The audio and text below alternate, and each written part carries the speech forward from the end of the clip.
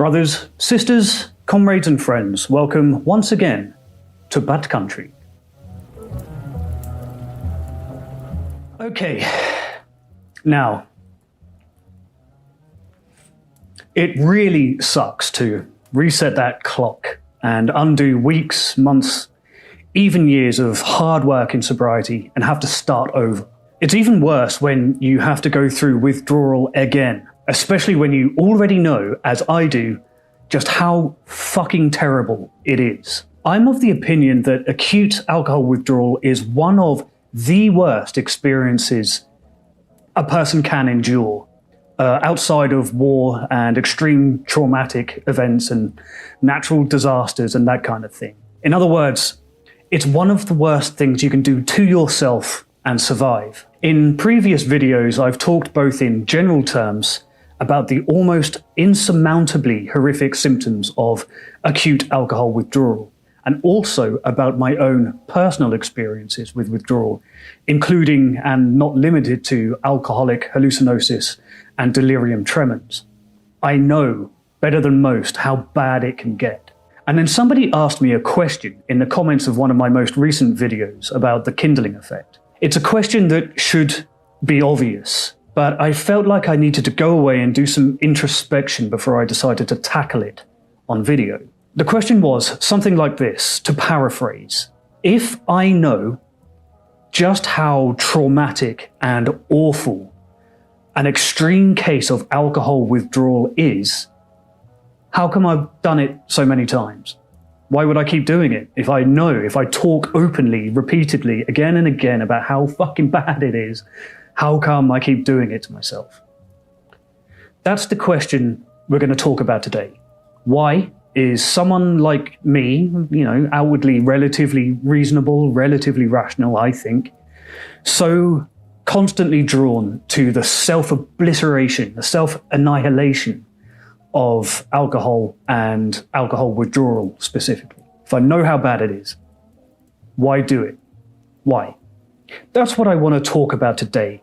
Why is someone like me repeatedly drawn to self-annihilation, like a moth to the flames that would burn off its wings? Maybe you've asked yourself the same question or something similar. So let's maybe try to figure out an answer together. Why do people relapse in general? Before we get to a more personal answer, and I'll try to address it as honestly as I can, first we need to look at why people relapse in general. As with most of my videos and content on this subject, I'm really talking about extreme cases of alcohol abuse, the kind that doesn't really apply to the general population, nor even to the general population of people with an alcohol use disorder. Most people, inshallah, won't be affected by the kind of withdrawal I tend to talk about, and even hardened, long-term drinkers might not ever experience delirium tremens to the extent that episodic drinkers like I do. In the previous video about kindling, the kindling effect, I talked about how people like me, binge drinkers, who have periods of sobriety punctuated by periods of extremely heavy alcohol use. Withdrawal is often worse for us, progressively and worse, and it compounds over time. A lot of people won't experience that, which is a good thing. So when I'm talking about a relapse, I'm talking about a fast relapse from complete sobriety and recovery to oblivion. No half measures, nothing in between. Sobriety to oblivion, followed by the kind of withdrawal that brings you close to death again and again. As I mentioned, that doesn't apply to everybody, and if you're the kind of drinker that's currently worried about your intake of a bottle and a half of wine to help you wind down from a stressful day at work, the things that I'm going to talk about next might not be directly applicable to your situation. I'm also not a medical professional or a recovery expert of any kind. I don't consider myself to have any expertise at all. I occasionally get mistaken for an expert, I think largely because of my posh British accent. Beyond that, I have no qualifications to talk about this, except from my own experience. But you can consider this information your warning. This is potentially the road that you are currently looking down. So let's get stuck into the detail. Why do we relapse? Let's go. Let's start with 3 broad reasons. 1, mental health. Mental health and addiction and substance abuse disorders, well, there's a lot of overlap. One doesn't cause the other. They both exist in harmony or disharmony with each other. They go hand in hand. The most common mental health disorders like anxiety or depression, which will affect 1 in 2 people within their lifetimes at some point, well, they can lead to feelings of shame, guilt, self-incrimination, a sense of loneliness, desperation, hopelessness, and a lack of connection with other people. Any single one of those symptoms can be enough to influence or trigger a relapse. All of those symptoms of mental illness, they tend to manifest in 2 primary types of alcohol use. For some of those who feel a lack of connection with other people as part of their mental illness, a sense of isolation, some of them can tend to throw themselves into highly socialization, not socialism, that's a different thing. That's the alcohol to anarcho-socialist pipeline, perhaps. A lot of people fall into overactive social lives in order to feel that sense of connection with people, and they overcompensate. In an attempt to address that lack of connection, they seek out connection wherever they can find it. They become highly outgoing drinkers. Their behavior tends to become reckless and uninhibited. That's risky for people with substance use disorders. It's a slippery slope. Other people, and I tend to fall very much more into this category personally, respond to feelings of isolation by actively working to worsen it, closing the curtains, locking the doors, shutting people out, not showing up for work, and cutting off modes of communication. If you've ever had that feeling when you've been actively drinking that you don't want to open your mail for fear of bad news, then you might fall into this category. Either one of those styles of dealing with your isolation, they're equally dangerous. Whether you become very outgoing and very highly sociable, you seek out social activities in order to drink and to feel part of a community, or whether, like me, you lock yourself away in a darkened room with bottles of hard liquor. Either way is dangerous, equally dangerous. And they add up to the same thing. It symbolizes a rejection and abandonment of personal responsibility. And that is very hard to recover from in recovery. And that becomes even harder if your mental illness is compounded by external elements like trauma, PTSD, maybe a brain injury, something like that. Quick coffee break. Oh, coffee. This episode is sponsored by coffee. Where do we get to? 2, relationships, intimacy, and work. Hell is other people, according to Jean-Paul Sartre. Negotiating relationships, both intimate and professional, is difficult. Sobriety or not, navigating complex relational networks is stressful. It brings stress and it brings self-analysis. And addicts are notoriously bad at both of those things. For example, your sex drive might change after you get sober. And that's a scary thought for a lot of people. Alcohol reduces your sense of inhibition. And if you're a person who has used alcohol to give you the false confidence you need to perhaps initiate sex, you'll miss it when it's gone. You will have to adapt your sexuality. The way you interface with your sexuality may have to change. And that may take dedicated, conscious work. And I'm not going to lie, it is different. There is an impact. There is a gear change. It is harder. It's harder to initiate sex, and it's harder to have the kind of youthful sex that you had in active addiction. And there's just no 2 ways around it. You have to think about it differently. And that changing relationship with sex, that itself can be enough to trigger a relapse. Sober dating, ask anybody. It sucks. I had dates that just descended into business meetings. We shook hands at the end of it. It's the same thing with work. Your working professional relationships will also have to change. And a lot of us will openly admit to drinking to combat the daily stress or even the monotony of our day jobs. It can become overwhelming with the stresses and pressures of work. Without new systems to address all the shit that comes with being an adult, work and sex and relationships, alcohol can still seem the easiest and most available way to deal with your woes.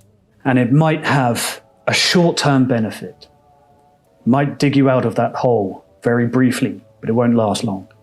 However you cut it, other people are the most common cause for relapse in one way or another. A new partner you're trying to impress, or a current partner who's making you feel isolated in some way, a boss putting the pressure on, meeting an old friend, an old drinking partner who doesn't know or doesn't respect the fact that you've got sober. The social discomfort of meeting new people or a social event at which everybody seems to be having more fun than you. All of these are triggers for relapse. A good encounter, drink about it. A bad encounter, we drink about it. And number one on this very broad list of common causes of relapse is the withdrawal period itself. The big trigger of relapse is the withdrawal process. It is brutally ironic that alcohol is both the cause of and potentially the cure for the worst symptoms of withdrawal. That makes alcohol extremely difficult to walk away from when you're experiencing those terrible, self-obliterating symptoms of withdrawal. It just seems like the easiest solution is just to open another bottle, have another swig, and put off the withdrawal for one more day. God knows I've been there. When you've been drinking hard enough and long enough to trigger an acute alcohol withdrawal period, the urge to drink more to stifle the horrible symptoms of withdrawal instead of seeking professional help can be overwhelming. Stopping cold turkey alone is hard. And while you're going through it, your dumb, panicking brain will try to convince you that just one more day is all you need. You'll stop tomorrow when you're feeling better. But you won't feel better tomorrow. Soon that one day, that one extra day of drinking spirals into a week, and then 2 weeks, and then you've lost a month, and then maybe a year. And the only thing you've done in that time is make your life worse. Drinking more might help the immediate symptoms, but not the underlying cause. I tend to think of it a little bit like if you're driving and you notice your engine maintenance light blink on and flash to give you a warning that your engine is in trouble, and you choose to treat that by taking the bulb out of the dashboard. You've done nothing to address the real problem. And that is a little bit like drinking to treat the symptoms of withdrawal. You're just hiding the problem, just pushing it down the road a little bit further. So what about me? What is my personal reason for relapsing time and time again? By the way, if you're finding any of this useful, do like and subscribe it. Just I want to see how many people are finding this stuff valuable. Relapses don't happen in isolation. They're not one-off events, and even medical professionals tend to treat your withdrawal as part of a larger illness, with the expectation that there will be more down the road. They don't happen in isolation, and there are usually triggers. Whether the trigger is the withdrawal itself that keeps you drinking, as I just discussed, or it's directly linked to a mental health dip, or some external trauma, or experiencing uncomfortable emotions, or whether it's a place or a person or a thing. This issue is insipid and insidious, and alcohol will find a way to justify creeping back into your life. So what about me personally? Why have I willingly boarded the withdrawal process multiple times despite being an authority on how fucking awful it is. Why have I done it repeatedly? Short answer? I don't know. I've been sober with relapses for 4 years now. I've invested money in various forms of therapy and cognitive behavioral therapy as well, trying to specifically to identify my own triggers that cause my own relapses. And I've done that with limited success. That shit's expensive too. It's not available to everybody. And no medical insurance in the Western world is going to be willing to cover that. And I still haven't identified why that happened. I've got some clues. I think it's worth noting at this point that I have a head injury, some very minor damage to my frontal lobe. And as a result of that, alongside any number of pretty serious concussions that I've picked up over my lifetime from various mountain biking accidents and martial arts, which I did for a long time, all of those may have contributed to my own poor impulse control and emotional regulation. That's all governed by the frontal lobe, and that's the part of my brain that I damaged. And that injury happened about 6 or 7 years ago. But looking back over my entire drinking career, I think I was always a candidate for this. From the very first drink. From before that, I think it was in me all along, just waiting for an excuse to reveal itself and take over my life. And that's partially what makes me susceptible to relapse.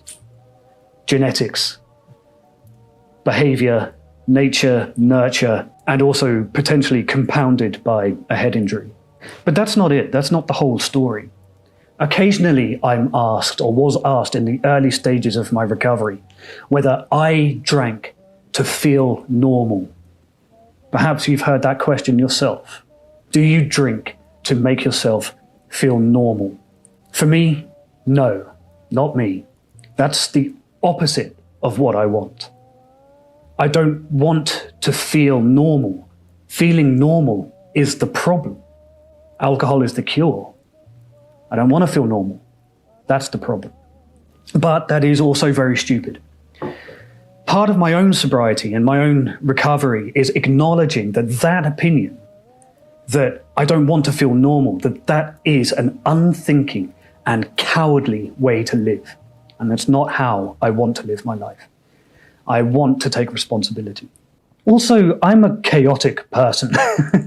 I've always had a self-destructive personality, and I'm attracted to self-destructive people, people with a self-destructive streak, at least. All of my heroes are fringe folk who have generally had substance abuse issues of their own. And I like troubled artists, drunken writers. Those are my people. I thrive in chaos and uncertainty, for better or worse, definitely for worse. And that ability has led to some of the most interesting and hilarious moments of my life. Now with 4-5 years of sobriety with relapses, I miss the fact that I'm not generating the kind of crazy stories I did when I was a little younger and actively drinking. I'm not as reckless. My life isn't as dangerous as it used to be, and that makes me feel like a less interesting person. That has been a hurdle in my recovery. I want interesting shit to talk about. I want crazy and weird things to be happening. But I recognize that feeling too is just an impulse to relapse. It is my brain trying to convince me to relapse. It is an excuse, and it is an example of how insidious and cunning this issue is. Boredom, feeling unfulfilled in sobriety, that can cause people like me to relapse as well. And then there's something else, another reason which doesn't really turn up very much in the literature about sobriety and about relapse. It doesn't fall into any of the commonly cited causes for relapse, and it's not in the 3 broad topics that I mentioned a moment ago. And that's this. It's the fear of success. I've found that a number of my own relapses haven't come at the lowest point in my life, but instead they've come at times when I'm about to achieve something, when I'm about to do something important. For example, a couple of my relapses have happened immediately after I have signed a new contract with a business client. I sign the contract, then suddenly I'm aware that I have to do the work, and I have to do it well, and people are expecting good things. That fear of doing the work well is enough to trigger a relapse for me. That fear of succeeding. It's almost like the relapse is deliberately sabotaging myself to prevent myself from taking risks, to prevent myself from being successful. It's almost as if part of my self-hating subconscious doesn't want me to thrive. And it actively works against me to make sure that I don't achieve what I've promised to achieve. It's very, very insidious.